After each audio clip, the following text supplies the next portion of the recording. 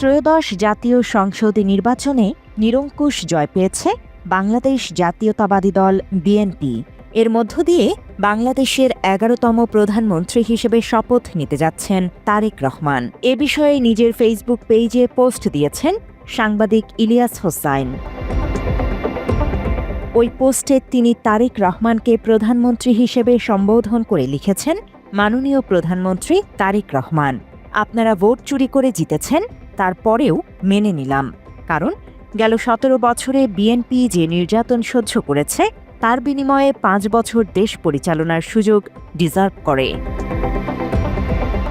আপনার সংবাদ সম্মেলনটা দেখলাম। আপনি দেশে ফেরার পর যত বক্তব্য দিয়েছেন, আজকের বক্তব্য ছিল সেরা। বিশেষ করে সারা দেশে সহিংসতা বন্ধ করে বিরোধী দলকে নিয়ে যে ঐক্যের ডাক দিয়েছেন, এই অংশটুকু। আমাদের পথ এবং মত ভিন্ন থাকতে পারে, কিন্তু দেশের সাথে আমরা সবাই এক। আমি বিশ্বাস করি জাতীয় ঐক্য আমাদের শক্তি, বিভাজন আমাদের দুর্বলতা। মাত্র ৩০% টাকায় জমির মালিক হয়ে নতুন বাংলাদেশের গড়ে তোলার স্বপ্ন দেখা বাংলা বসতি। তবে আপনার কথাটি যদি সত্যি মন থেকে বলে থাকেন, তাহলে এরপর আর কোনো ঘটনা ঘটলে আশা করি আইনানুগ ব্যবস্থা নেবেন। আপনি আজকে দেশে ফিরে প্রধানমন্ত্রী হয়েছেন শুধু জুলাই যোদ্ধাদের কারণে, অথচ বিভিন্ন জায়গায় আপনার দলের সন্ত্রাসীরা তাদের উপর হামলা করছে। একই সাথে জামায়াত আপনাদের চেয়েও অনেক বেশি নির্যাতিত একটি দল। ১৭ বছর তারা সবচেয়ে বেশি ত্যাগ স্বীকার করেছে। কদিন আগেও আপনার দলের লোকদের সাথে একসাথে রাজপথে জীবন দিয়েছে। জেলখানায় তারা খাবার ভাগাভাগি করে খেয়েছে। গতকাল নির্বাচনে ব্যাপক কারচুপির পরেও জামায়াত বড় কোনো প্রতিক্রিয়া দেখায়নি।